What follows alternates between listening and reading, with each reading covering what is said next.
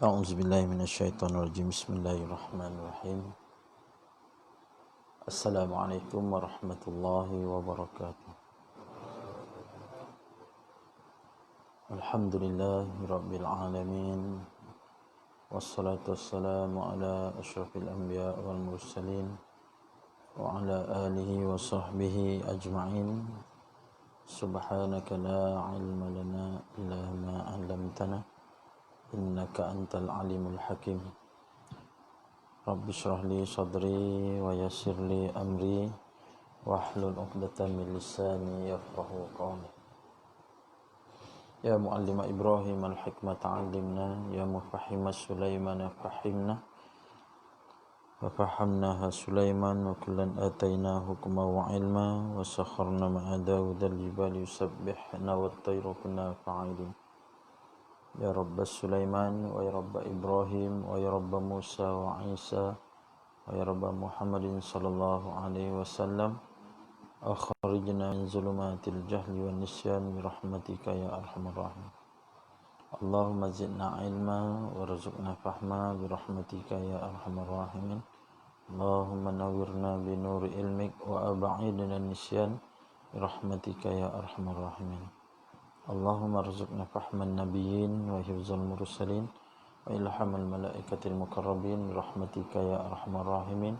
Alhamdulillah, sama-sama kita memanjatkan kesyukuran kehadrat Allah Subhanahu wa taala, keizinan daripada Allah Subhanahu wa taala. Hari ini kita ditemukan lagi untuk kita teruskan dalam Riyadhus Shalihin jilid yang kedua. Kita masih membincangkan tentang bab berbuat baik, berbakti kepada kedua ibu bapa, memelihara hubungan silaturahim. Alhamdulillah, kita sambung pada hadis 151.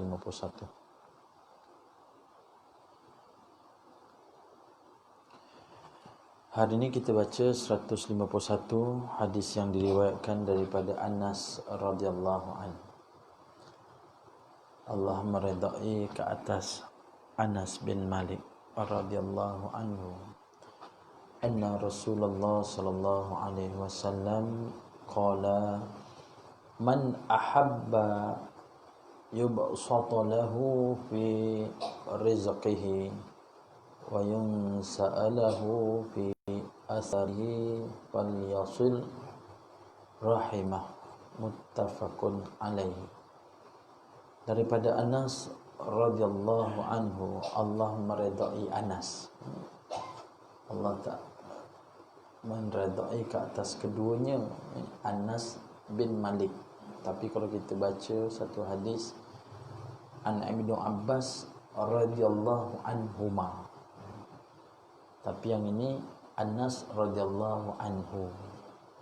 Kenapa Ibnu Abbas radhiyallahu anhuma? Kerana Allah meridai keduanya, Abdullah bin Abbas. Allah redha Abdullah dan bapa dia iaitu Ibnu Abbas. Jadi dalam dhamir radhiyallahu anhuma, kedua-duanya. Tapi yang ini Anas radhiyallahu anhu, Allah redha ke atas Anas sahaja kerana bapa dia mati dalam keadaan kafir. Jadi Allah redha kepada Anas radhiyallahu anhu. Bahawasanya Rasulullah sallallahu alaihi wasallam telah bersabda, sesiapa yang suka diluaskan rezeki,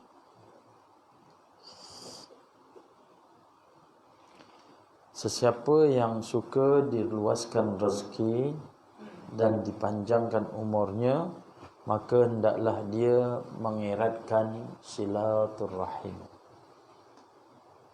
menyambung kasih sayang. Silah, sambung. Ar-Rahim, perasaan kasih sayang. Riwayat daripada Bukhari dan Muslim, salah satu daripada yang Nabi pesankan kepada kita, rahsia di antara silaturahim, menyambung pertalian kasih sayang, Allah akan menambahkan rezeki dan memanjangkan umur. Jadi di antara kita sambung silaturahim sesama Islam, ada kita menyambung silaturahim kerana kaum kerabat, pertalian darah. Kalau ada di antara kita sambung mungkin kerana tak ada pertalian darah, tapi kerana persahabatan dan kerana ikhwah, persaudaraan Islam. Kita kenal dia waktu di Makkah, kita kenal dia waktu bekerja, kita kenal dia waktu berkursus. Jadi kita sambung silaturahim. Maka Nabi menganjurkan sedemikian. Terkadang kita menyambung silaturahim dengan program keluarga angkat.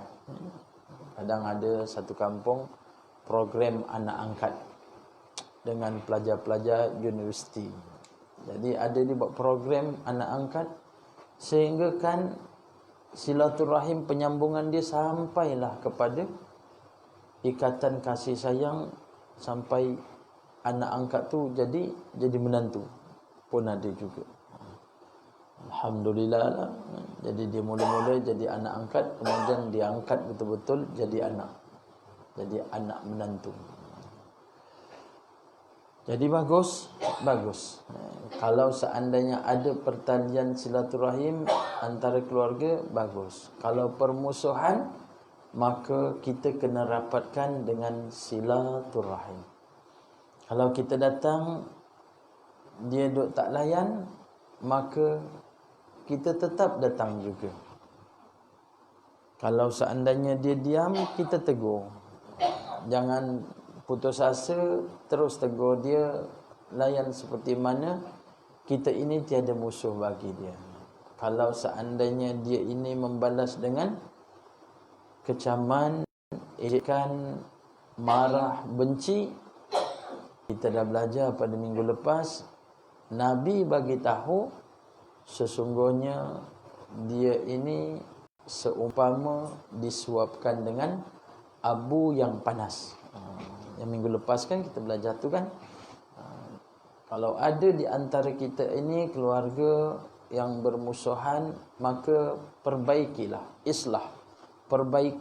silaturahim kamu. Walaupun kita buat baik, dibalas dengan kejian. Walaupun kita cakap baik, dibalas dengan makian. Maka kita tetap buat juga, kerana Nabi bagi tahu orang yang sedemikian seumpama kamu ini memasukkan pada mulut dia dengan abu yang panas. Jadi pengajaran daripada hadis, hubungan silaturahim menjamin rezeki yang berlipat kali ganda daripada Allah Ta'ala dan dipanjangkan umur. Macam mana kita nak sambung silaturahim? Kat mana-mana pun boleh.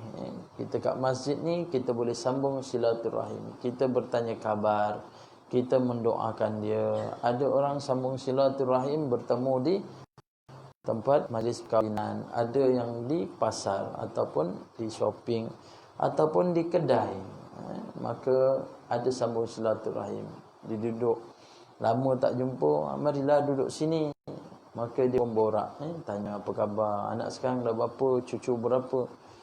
Kita doakan dia. Dah berapa orang cucu? 4. Alhamdulillah. Kita, saya dah 8 dah. Cepat. Dah kahwin serentak 2 orang. Yang lepas pun baru lagi seorang, jadi dah 8, cepat dah. Alhamdulillah. Kita doakan dia. Memang tu dituntutlah. Jadi penyambungan silaturahim. Yang kedua, silaturahim adalah merupakan sifat yang mulia dituntut oleh Islam. Islam menuntut kita ini sambung silaturahim. Kena sambung silaturahim. Tak kira lah ibu-ibu, sambung silaturahim kita. Kalau dulu memang ziarah, tapi sekarang dah bersepah dah. Orang-orang dulu dia jarang keluar daripada kampung. Banyak kat kampung. Tapi sekarang banyak kampung-kampung, semua yang tinggal rumah-rumah usang. Sebab anak-anak dia dah tak tinggal kat kampung, maka nak sambung silaturahim dengan apa? Dengan telefon kita boleh sambung. Sekarang ada WhatsApp family. Tapi WhatsApp family biasanya tak aktif. tak aktif. Biasanya WhatsApp group pada alumni tu laju. WhatsApp di antara kumpulan-kumpulan yang dia buatkan grup sembang, laju. Tapi kalau grup keluarga ni jarang nak tanya keluarga. Sebab tu peranan daripada kita ni, daripada keluarga pun kita boleh nasihat-nasihat pada saudara-saudara kita. Hadis ini menunjukkan kelebihan silaturahim dengan keberkatan hidup, murah rezeki, menjaga kesihatan, meninggalkan nama yang baik selepas kita mati. Kemudian keturunan yang saleh mendapat dorongan untuk beribadat dan memelihara waktu dan sebagainya. Ini dalam pengajaran hadis ni. Bila kita sambung silaturahim, dia bagi tahu dalam kitab ini, maka sesungguhnya kita akan dapat keberkatan hidup. Daripada mana dapatnya? Bila dia mendoakan kita. Barakallahu lakum. Apa maksud barakallahu lakum? Allah beri berkat kepada kamu semua. Kalau kita dalam keluarga kita ni, kita ziarah abang kita, kita doakan dia, bang, okey, jumpa lagi bang, barakallahu lakum. Jadi abang pun jawab barakallahu fiik ataupun barakallahu fiikum. Tapi dia tak hafalkan, dia hafal lagu je, barakallahu lakuma. Barakallahu lakuma ni lagu Arab. Allah berikan berkah kepada kamu berdua je. Sebenarnya itulah ucapan ketika orang berkahwin. Barakallahu lakuma wa baraka alaikuma. Sebenarnya itu adalah doa, doa. Tapi kalau kita susah nak sebut, nyanyilah depan abang kita. Nyanyi depan abang kita. Sebab tu perkataan Allah berikan keberkatan, ya, keberkatan hidup. Kemudian Allah murahkan rezeki. Bila silaturahim datang tu, sebenarnya rezeki kita lagi murah. Pemberian kita pada dia Allah gandakan dengan 10 kali ganda. Itu sekurang-kurangnya. Menjaga kesihatan. Kenapa jaga kesihatan? Kita silaturahim ni ada doa daripada saudara-saudara kita. Sebab itulah ibu-ibu, ayah-ayah, doa ni kita panjatkan. Kalau seandainya kita berkeluarga, panjatkan doa untuk keluarga kita. Kalau pada mak ayah pun sama juga, panjatkan doa pada mak ayah. Tapi mak ayah dah tak ada. Mak ayah dah tak ada, nak buat apa? Sebab tu ada di antara ulama-ulama menggariskan, bila mana ibu dan ayah kita tak ada, apa yang perlu kita buat? Apa yang perlu kita buat? Di antaranya yang pokok dia ada 2. Pertama, kalau nak balas jasa ibu ayah kita yang tiada, jangan putus setiap hari. Pertama, kita hendaklah mendoakan dia. Tu yang pertama. Doakan pada mak ayah kita. Bolehkah kita beriman untuk mak ayah kita selepas mak ayah kita tak ada? Boleh. Iaitu dengan mendoakan dia. Sekurang-kurangnya kita doalah, Allahumma ghafirli zunubi wali walidayya warhamhuma, kepada kedua dia, huma kama rabbayani saghira, pada dua ibu bapa kita. Allahumma ghafirli, ya Allah ampunkan aku. Warhamhuma, ya Allah berikanlah kerahmatan kepada kedua huma. Kepada siapa kedua? Wali-walidain. Wali-walidain maknanya kedua ibu bapa. Sebab tu dalam bahasa Arab dia ada dhamir ganti nama. Wa huma hum, hiya huma hunna, anta antuma antum, anti antuma antuna, anna nahnu dalam bahasa Arab. Tapi biasa kita tak gunakan huwa huma hum, kita gunakan anta anti. Enta dari mana? Enta, sebenarnya enta tu ialah ganti nama awak. Ana dari masjid dipanggil ana. Ana tu ganti nama bagi saya. Wa huma hum. Tapi itulah yang kita tahu. Anta, anti. Lalu lepas tu antu. Antu tak ada. Anta, anti, ana aja. Anta, anti, ana. Jadi boleh gunakan huwa huma hum. Wa tu ialah ganti nama. Jadi kita doakan, terutama kalau andai kata dia mendoakan pada ibu dan ayah dia yang tak ada, itulah di antara tanda-tanda anak yang soleh. Tanya pada diri kita ni, kita kategori anak soleh ke? Mak ayah kita dah tak ada. Ya, kalau kita mendoakan pada mak ayah kita setiap hari, bacakan doa selepas solat, kita tanda anak soleh. Yang pertama, bila mak ayah dah tak ada. Yang kedua, nak buat apa bila mak ayah tak ada? Maka kita boleh lagi berkhidmat pada mak ayah kita dengan sedekah.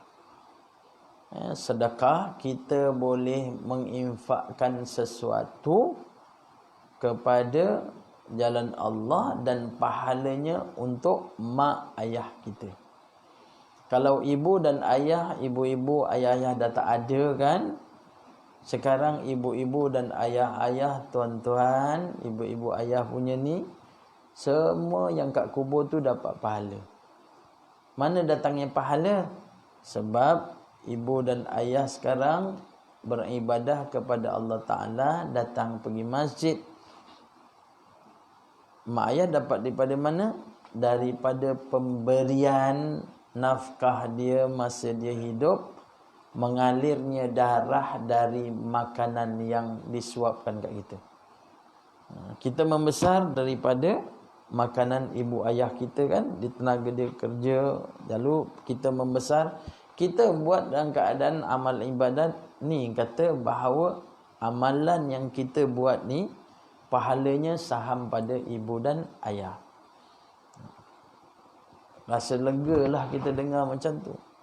Macam saya, keadaan saya menyampaikan keikhlasan pada Allah, mudah-mudahan Allah Ta'ala berikan pada ibu dan ayah saya. Di mana? Dua-dua dah di alam kubur. Guru saya dapat, guru saya dapat. Sebab tu bila tak ada ibu ayah, yang kedua, perbanyakkanlah sedekah untuk mak dan ayah kita. Sampai kita nak sedekahkan sesuatu, infakkan sesuatu yang berkekalan, boleh. Contoh kapet kita ni, dengar kata AJK Masjid nak tukar, kita infakkan, kita letakkan 1,000. Ini pahala untuk siapa? Untuk mak ayah saya. Boleh? Boleh.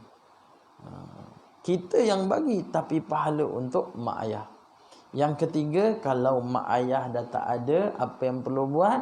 Maka kita ini hendaklah bacakan dengan ayat-ayat Al-Quran padanya. Kalau boleh, bacakanlah sekali khatam dengan Quran.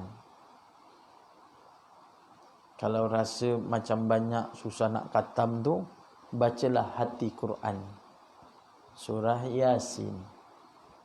Itu yang kita baca hari Jumaat tu kan. Kalau ramai-ramai tu, kita pun baca sama.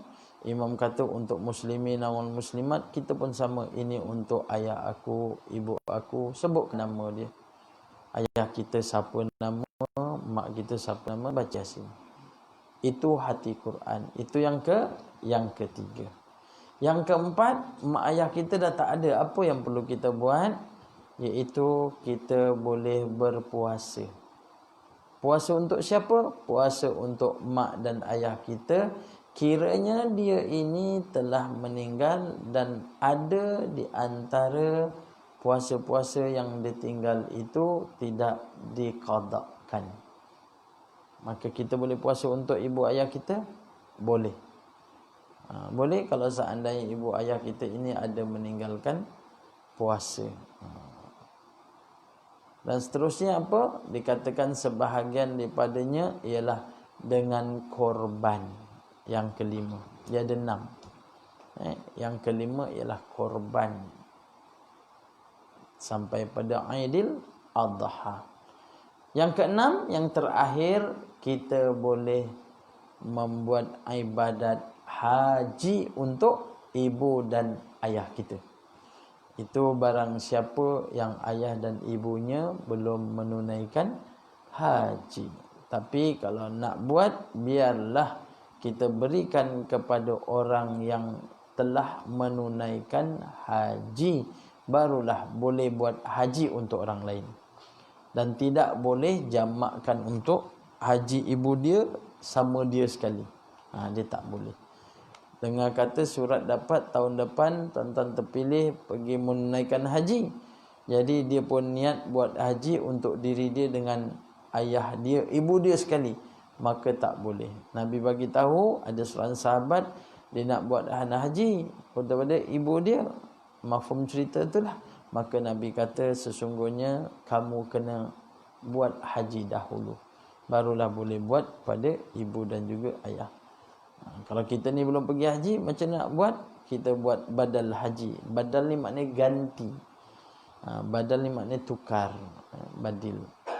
Bagi siapa? Itu yang bagi pada jemaah-jemaah yang berada di bumi Mekah. Ada di antara yang duduk di sana yang kita yakin dia boleh buatkan haji untuk mak, untuk ayah. Kita bagi nama, dia akan menjadi wakalah, wakil. Kita bayarlah perkhidmatan dia sebanyak 2,500. Tengoklah. Tapi kena berhati-hatilah. Jangan dia kata adalah haji je. Ada yang kutip sama juga. Dia ambil 4 orang 2,500, dia dapat 10,000. Dia pun buat jamak. Jamak 4-4. Tapi tawafnya untuk 7 pusingan. Tak boleh lah. Tak boleh. Tapi ada orang buat umrah badal. Badal umrah boleh. Siapa yang pergi haji kat sana, haji tamattu', dia sampai terus buat umrah. Bila dah buat umrah, kemudian dia nak buat umrah untuk siapa? Untuk ayah dia.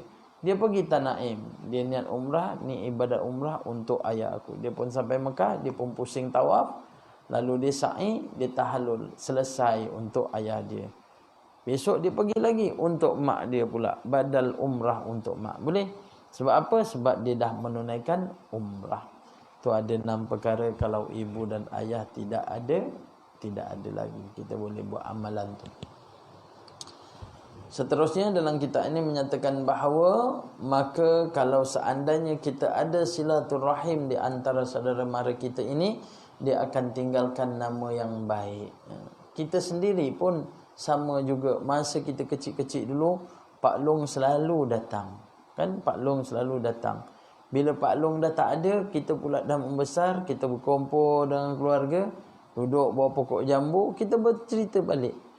Abang ingat bang, dulu masa kita kecil-kecil dulu, Pak Long datang. Sukanya kita Pak Long datang. Sebab apa? Pak Long kalau datang mesti balik, mesti dia bagi 20 sen. Kan? Pada 20 sen je pun dulu. Tapi berharga kita masa kecil. Sebab 20 sen dapat 2 batang aiskrim. Sekarang 20 sen dapat apa tuan-tuan? Aiskrim Malaysia pun dah 50 sen. Tapi dulu berharga. Disebut-sebut kerana kebaikan dia. Suka tengok Pak Long datang. Suka sangat. Sebab apa? Jalinan silaturahim. Keturunan yang saleh. Sebab itu kadang kita ni tuan-tuan, kalau kita jadi baik, jumpa anak buah kita ni ingat kita. Tuan-tuan sendiri pun kadang tuan-tuan buat kenduri tu disenaraikan. Saya ni sebagai imam, Tuan Imam ada, Tuan Imam ada, Tuan Imam Zaid ada. Kadang kita tengok yang meninggal siapa, dia nak buat kenduri siapa, dia buat kenduri untuk mak ayah dia, tapi dimasukkan nama siapa? Pak cik dia. Sebab apa dimasukkan? Sebab dia kenangkan ke atas kebaikan daripada pak cik dia. Dia sayang dengan pak cik dia pergi, tapi dia tinggalkan daripada anak buah yang soleh, masih doakan. Tapi ada di antaranya dia tak doakan pun untuk pak cik dia. Sebab apa? Sebab dia tak ada pun talian silaturahim. Kadang yang ada dia tak kenal, sepupu yang ada tak kenal lagi dah. Dia tak kenal. Kita ni kadang pun yang ada dah tak kenal sepupu. Berjumpa pun dia kata, ni sebenarnya sepupu. Sepupu tak pernah jumpa. Ya, dulu raya pun tak pernah datang. Rumah dia jauh. Dia duduk kat Perak. Tapi ayah yang selalu berhubung dengan pakcik kamu ni. Tapi inilah sepupu. Dia jadi macam renggang. Renggang.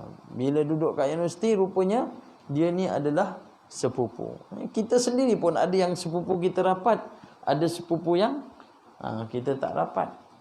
Tapi sebenarnya itu ada pertalian darah kita dengan dia. Sebab apa? Daripada datuk yang sama. Dan kemudian dinyatakan dalam kitab ini mendapat dorongan untuk beribadat. Kalau seorang itu datang di rumah, orang ni dia tak biasa sembahyang, tapi disebabkan sampai waktulah dia sembahyang-sembahyang, tapi sembahyang selalu kat ujung-ujung. Tapi disebabkan ada di antara saudara mara kita ni, dia kata, bang, ni dah pukul 4 suku bang, nak sembahyang lah bang kejap lagi ni. Boleh, nak sembahyang kat mana? Tak apalah, saya sembahyang jemaah kat rumah abang je. Masjid pun jauh, tak apalah saya sembahyang. Padahal tuan rumah tu memang sembahyangnya asar 6.30, 6.45 masa kecemasan. Tapi disebabkan saudara tu datang, kita sembahyang sekali lah bang. Boleh. Terasa tak dia? Terasa. Ya Allah, abang aku ni jaga betul dengan sembahyang. Maka dia pun berubah. Ada di antara dia terus berubah. Sebab apa? Sebab dia pun bercakap juga, bila bang kita solat kan, waktu solat ni, waktu awal ni lah sekarang kita kena berubah. Kita ni pun makin lama makin tua kan. Padahal dia pun memang sembahyang lewat, tapi bila dia sedadik dia bercerita, Allah berubah. Dia mendorong untuk buat ibadat. Kadang dengan infak. Kadang dia cerita, abang saya ni ada masalah. Masalah apa? Masalah itulah mak dulu arwah ditinggalkan harta banyak. Harta kita tak tahu. Rupa dalam lemari tu, mak punya rantai tu ada dalam kain. Ya Allah, berat bang. Dah tanya kat kedai, harga dekat 8,000. Ya Allah. Habis macam mana? Jadi saudara kita yang terangkan macam inilah. Maka kamu nilaikan emas tu berapa. Kalau seandainya perlu untuk zakat, tanya pada pusat zakat dan infakkan. Jadi dia ajarkan kita untuk beribadat dengan harta daripada peninggalan emak kita. Datang itulah silaturahim, dia boleh tanya. Seterusnya, memelihara waktu. Waktu kita ni dia akan terjagalah. Ada sembang waktu hujung minggu datang. Terkadang dia datang. Dulu masa saya kecil-kecil, dulu memang ayah datang. Ayah datang pergi Jatang sana. Kemudian minggu depan pergi rumah makcik sana. Sekarang dah tak ada dah. Tapi sekarang kami ni cuma dalam keluarga, cuma datang ni lah. Rumah orang tua, bekas rumah ayah, adik duduk, dia kontak lah. Dia WhatsApp. Cepat datang. Mari jom jumpa. Adik bagi tahu. Ada keladi goreng, dia bagi tahu. Kami datanglah duduk. Padahal tak ada pun. Keladi goreng ada sepinggan, ada 4-5 keping, yang datang ramai. Tapi saja datang duduk borak-borak tanya. Nak buat apa ni? Ni tak lama lagi ni dah nak bulan puasa, bulan Syakban, bila nak buat kenduri untuk mak ayah. Ada kat situ tautan silaturahim. Jadi yang keempat, maksud luas rezeki dan panjang umur dalam hadis ini ialah bertambah barakah pada keduanya. Ini dikatakan bahawa panjang umur dengan keberkatan, murah rezeki pun dengan keberkatan. Dan satu hadis lagi yang kita akan bacakan ini ialah daripada wa anhu qala kana Abu Talha aqsara ansari bil Madinah malan min nakhlin wa kana ahabbu amwalihi ilaihi bayraha wa kanat mustaqbilatal masjid wa kana Rasulullah sallallahu alaihi wasallam yadkhuluha wa yashrabu min ma'in fiha tayyib falamma nazalat hadhihi al-ayah lan tanalul birra hatta tunfiqu mimma tuhibbun qala Abu Talha ila Rasulullah sallallahu alaihi wasallam faqala ya Rasulullah inna Allah tabaraka wa ta'ala yaqul lan tanalul birra hatta tunfiqu mimma tuhibbun wa inna ahabba mali ilayya bayraha. Bayraha ni iaitu ada satu kebun nama dia Bayraha. Kebun daripada tuan tanah nama dia ialah Talha. Wa innaha sadaqatun lillahi ta'ala arju birraha wa dukhuraha indallahi ta'ala. Fadhaha ya Rasulullah sallallahu alaihi wasallam haitsu araqallah. Faqala Rasulullah sallallahu alaihi wasallam bakh zalika malun rabih faqad sami'tu ma qultu wa inni ara an taj'alaha fil aqrabin. Qala Abu Talha af'alu ya Rasulullah. Faqassamaha Abu Talha fi aqaribihi wa bani ammi. Okey, muttafaqun alaih, hadis daripada Bukhari dan Muslim. Maksud daripada hadis daripada Abu Hurairah juga katanya, riwayat daripada Abu Hurairah, dia berkata Abu Talha adalah antara orang Ansar yang terkaya di Madinah, yang mempunyai kebun-kebun tamar yang luas. Siapa dia? Abu Talha. Kenal tak Abu Talha? Kenal. Abu Talha ialah sahabat Nabi, dikatakan orang yang ke-8 masuk Islam. Dia ni ahli perniagaan, orangnya kaya. Kulit dia ni, dia bukan putih, kulit dia jenis coklat-coklat lah, dark. Dark coklat ni. Saya pakai sebut ni dark coklat ni. Coklat kan? Bolehlah. Saya takut saya cakap bahasa Inggeris kan, saya kata black jadi putih ya. Dia dark coklat. Inilah Talha. Dia orangnya tampan, handsome, kulit dia coklat-coklat lah. Kita panggil dia ni taklah putih, kalau kita panggil sawo matang lah. Hidung dia, rambut dia ikal. Dia ni adalah ahli perniagaan. Pakaian dia kemas. Sebab dia ni antara ahli perniagaan antarabangsa. Dia bukannya domestik, international. Jadi dia ahli perniagaan. Usia 19 tahun dah pergi berdagang. Berdagang dia bukan dekat sampai 1000 kilometer. Jauh dia pergi berdagang. Dia tak naik pesawat tapi naik kuda, naik unta. Dulu tak ada pesawat zaman Rasulullah SAW. Perniagaan dia ada di Yaman. Dia orang Madinah. Talha. Dia ada perniagaan tanah-tanah dia ada di Yaman. Perniagaan dia langsung bawa kepada luar negara daripada Madinah. Dia pergi ke Syam. Ada di Syria, ada di Palestin. Perniagaan dia semua international. Kalau kita ni, dia ni sekarang perniagaan dia dengan perniagaan kain. Perniagaan kain. Dia kira macam Jekyll lah. Jekyll kan. Jadi dia ni perniagaan dia macam tu lah. Dia jual kain. Usia 19 tahun dah berniaga. Orangnya tampan. Pakaian dia memang cantik je lah. Yalah, saudagar kain. Cantik lah. Kaya. Dia kaya. Dia berdagang ke Syam. Ke Syam ni Syria. Sampai kat sana dia dapat Islam daripada mana? Daripada pendeta. Pendeta ni apa? Di antara alim-alim ulama yang beriman dengan kitab-kitab sebelum turunnya Quran. Jadi seorang pendeta di Syria ni, dia pun tanyalah pedagang-pedagang, ada ke pedagang-pedagang yang daripada Arab? Daripada Arab. Maka Talha kata, saya pedagang daripada Madinah, daripada Arab.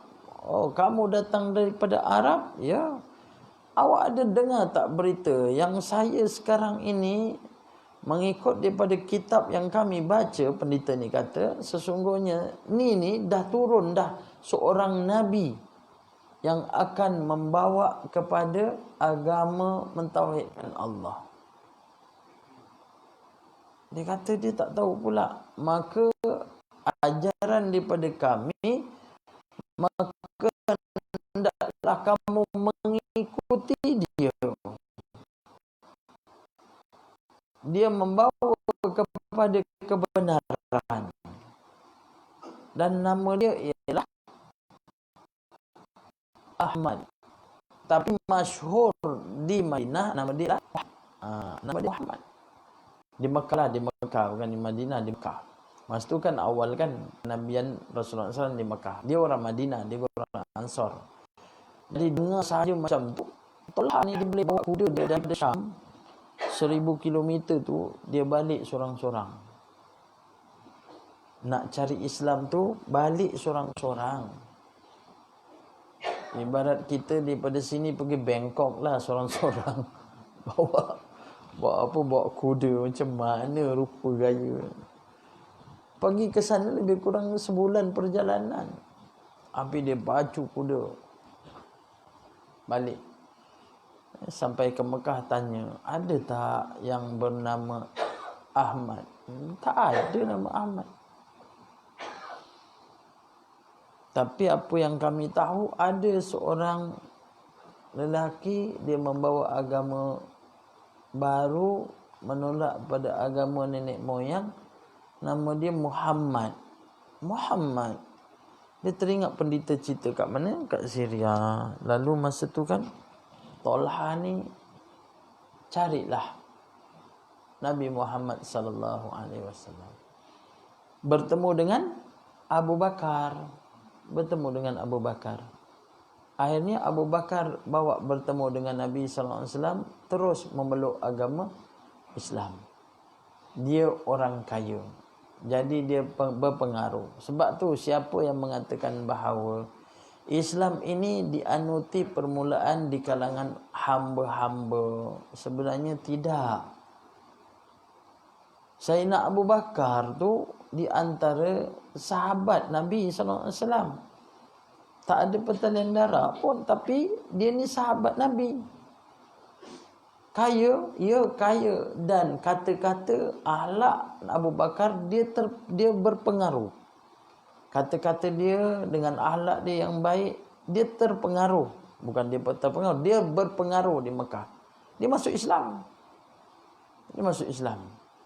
Tapi ada di antara yang miskin masuk Islam. Siapa dia?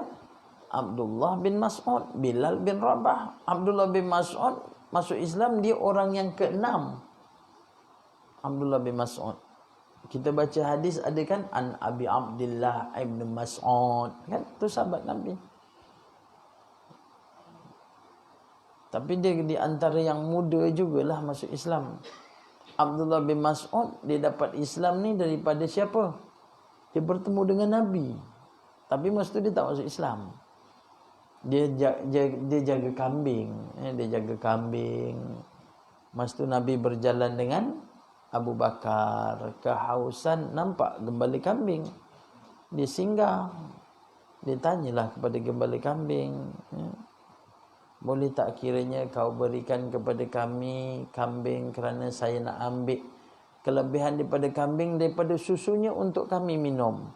Abdullah Mas'ud kata, saya tak boleh bagi, sebab saya pemegang amanah sahaja. Kambing ni bukan kambing saya. Ini kambing tuan saya. Dia ada kat Mekah. Saya cuma bawa jaga je. Jadi saya tak boleh bagilah tanpa kebenaran tuan saya. Abdullah bin Mas'ud. Nabi kata, kamu ni orang yang bijak. Doa daripada Nabi SAW kepada Abdullah bin Mas'ud. Pemegang amanah. Yang betul-betul sungguh. Kalau dibagi kambing tu, diperahkan susu, tuan dia tahu tak? Tak tahu. Tapi dia bagi tak? Tak. Kalau setengah orang minta kambing, dia punya susu tu, bukan dia bagi susu, kambing tu dia jual. Sungguh.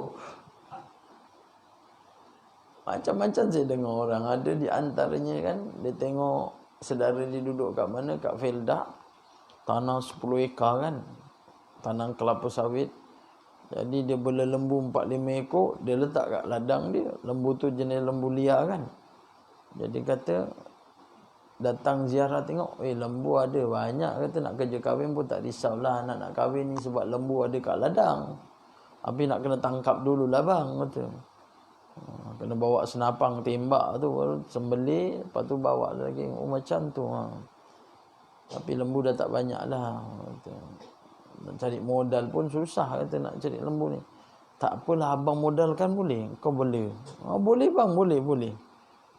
Jadi dia belikan, bagi 5 ekor, suruh bela. Jadi dia pun jaga. Dia tak tengok-tengok 5 tahun. Patut 5 tahun, kalau lembu betina 3 ekor, jantan 2 ekor. Rasa dah biak dah ni. Kalau 5 tahun, ada dekat 7-8 ekor. Sekali datang, lembu abang macam mana sekarang? Dah tinggal 2 ekor je bang. Asal mandul ke? Tak, kena makan rimau bang. Mana datang rimau? Tak tahulah. Bukan lembu abang ya, lembu orang sebelah tu pun semua banyak dah habis. Padahal abang dia pun jauh. Tak ada duit, dia ambil abang dia punya lembu masuk dalam lori, selamat. Patut makin membiak, makin pupus. Modal tak nampak, lembu pun tak nampak.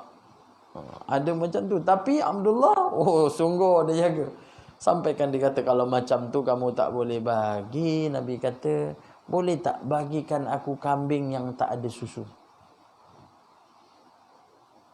Ayah tu tak, kambing tak ada susu, kambing apa? Betul lah, kambing jantan. Memang betul lah, kambing jantan. Allahu Akbar. Maksud saya, yang selain daripada kambing jantan tu kambing betina. Macam mana nak tahu kambing betina yang tak ada susu? Pertama, ada kambing mandul ni. Pertama, anak kambing lah. Kambing betina tapi anak. Mana ada susu? Yang kedua, monopos. Kambing pun ada monopos. Dah.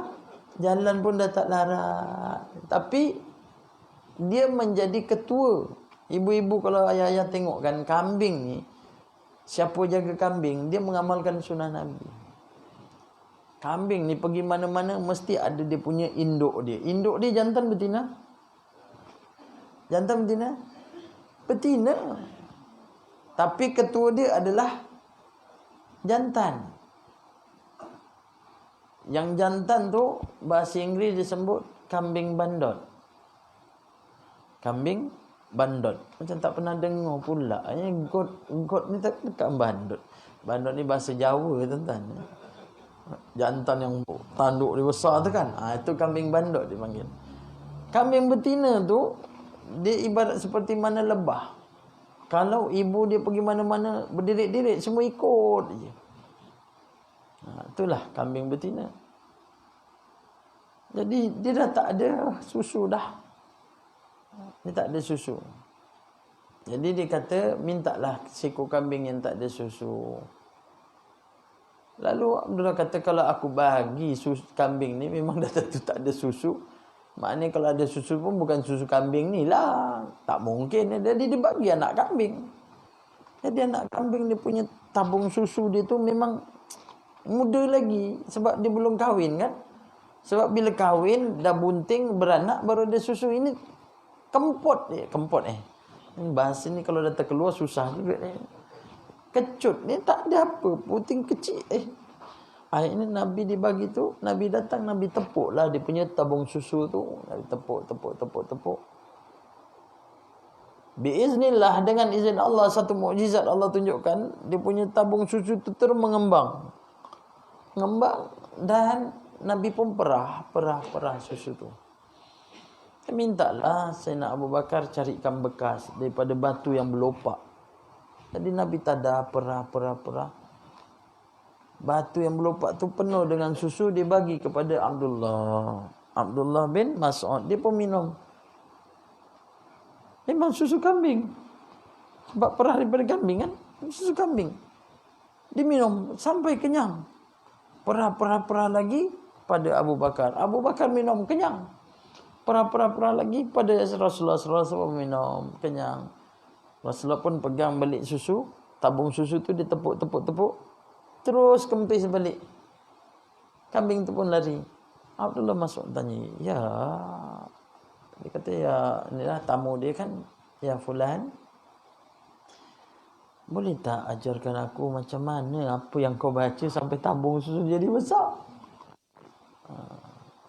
Lalu dia ceritalah, inilah yang Allah katakan bahawa biiznillah, semua dengan izin Allah, Tuhan yang kita sembah. Nabi berdakwah kat situ. Akhirnya Nabi pun pergi tinggalkan Abdullah bin Mas'ud, balik kepada tuan dia. Dia serahkan kambing tu, cari Nabi Muhammad SAW, dan dia masuk Islam orang yang ke-6. Saya dah cerita ni tuan-tuan macam dengar ni macam dah tahu, tapi macam tak ingat pun dia. Apa peristiwa yang betul-betul tuan-tuan ingat tentang Abdullah bin Mas'ud?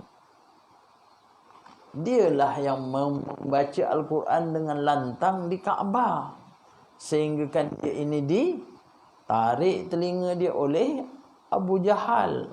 Tu ingat. Kan? Ditarik sampai koyak, malaikat Jibril datang mengadu.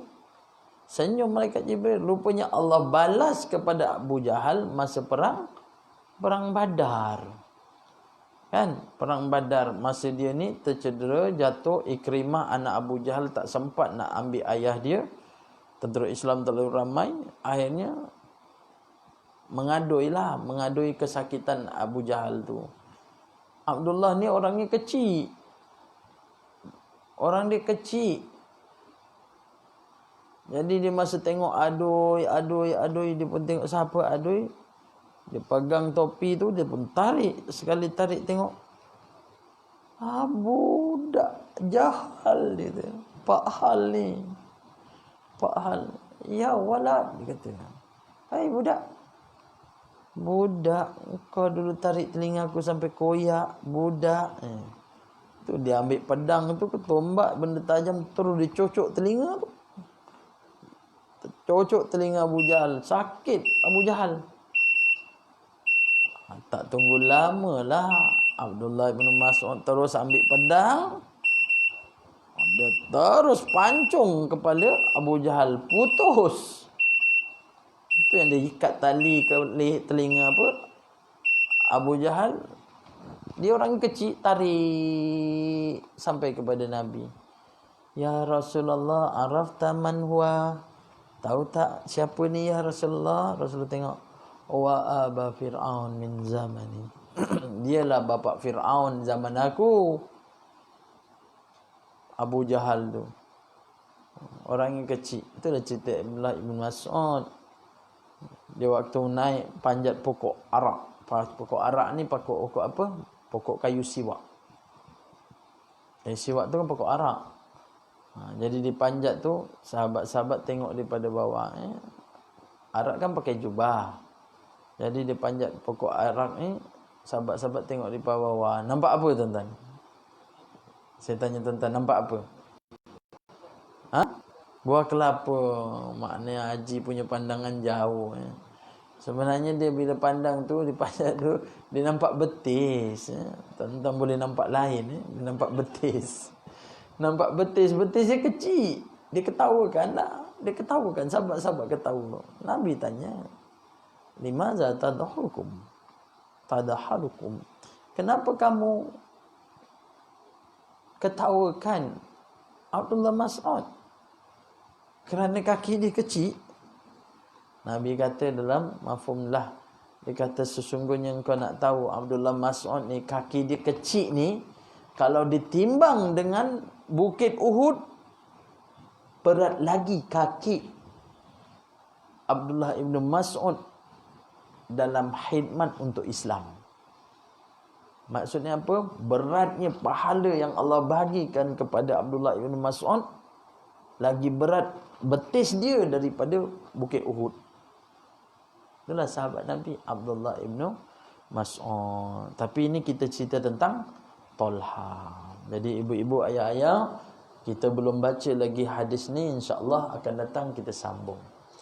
Tuan-tuan jangan terkejut ni, saya waktu isyak saya berhenti. Saya berhenti waktu isyak adalah benar tuan-tuan ya. Sebab saya dinasihatkan beberapa kata ustaz, saya memang mamai tak tahulah saya. Bila nak sihat betul-betul ni, ya Allah bagi ujian kat saya, mudah-mudahan sihat betul lah. Tapi dah nampak kurang-kurang, tapi ni datang mamai. Kata ramai mengatakan bahawa saya ni penat. Ini saya penat, ustaz kena rehat. Jadi saya kuliah saya biasanya isyak pun saya tak berhenti, saya lajak, selalu terlajak. Jadi nak rehat masa bila? Kata ustaz tengok ada seorang, 2-3 orang ustaz, isyak berhenti. Saya tak tahulah, mungkin agaknya dia suruh isyak berhenti, suruh cepat habis ke, wallahu alam. Tapi dia kata cuba ustaz sampai isyak, ustaz berhenti. Okeylah, akan datang saya isyak, saya berhenti. Tapi dia cakap je, kalau ustaz isyak berhenti, ustaz kena buat 2 kalilah kelas kat kampung saya. Sebelum ni 1 kali. Oh macam tu pula, kata. Dia minta sekat tapi buat 2 kali. Dia kata tak boleh lah. Jadi insya-Allah akan datang kita sambunglah. Kita tawakuf dulu. Akan datang kita baca terjemahan daripada hadis yang kita baca tadi. Apa cerita dia akan datang insya-Allah. Jadi cukuplah setakat tu untuk hari ini. Saya minta ampun, minta maaf pada ibu-ibu, ayah-ayah kalau ada keterlanjuran kata-kata daripada saya. Yang baik semuanya datang daripada Allah, buruk daripada saya, hakikat daripada Allah Subhanahu wa taala mengatur segala-galanya. Saya doakan ibu-ibu, ayah-ayah, mudah-mudahan Allah Subhanahu wa taala memberikan kesihatan, kewalafiatan kepada ibu-ibu, ayah-ayah dengan kesihatan yang baik dan dapat beribadah kepada Allah Subhanahu wa taala. Dan ibu-ibu doakan juga, ayah-ayah doakan kesihatan saya, mudah-mudahan saya sihat selalu. Kita bertemu lagi di akan datang, dan mudah-mudahan juga kita bertemu suatu ketika nanti dalam syurga Allah Subhanahu wa taala. Aqulu qauli hadza astaghfirullah li wa lakum, subhanakallahumma wa bihamdika asyhadu an la ilaha illa anta astaghfiruka wa atubu ilaik. Bismillahirrahmanirrahim. Wal 'asri innal insana lafi khusr illa alladzina amanu wa 'amilus solihat wa tawasaw bil haqq wa tawasaw bis sabr. Alhamdulillahi rabbil alamin, wassalatu wassalamu ala asyrafil anbiya wal mursalin wa ala alihi wa sahbihi ajma'in. Allahumma ja'al jam'ana hadza jam'an marhuma wa tafarruqana min ba'di tafarruqan ma'suma. Allahumma afina min kulli bala'i dunya wa azabil akhirah wa syarrid dunya wa syarril akhirah. Ghafarallahu lana wa lakum ya karim bi rahmatika ya arhamar rahimin. Wa sallallahu ala sayyidina Muhammad wa ala alihi wa sahbihi wasallam. Walhamdulillahi rabbil alamin. Assalamualaikum warahmatullahi wabarakatuh.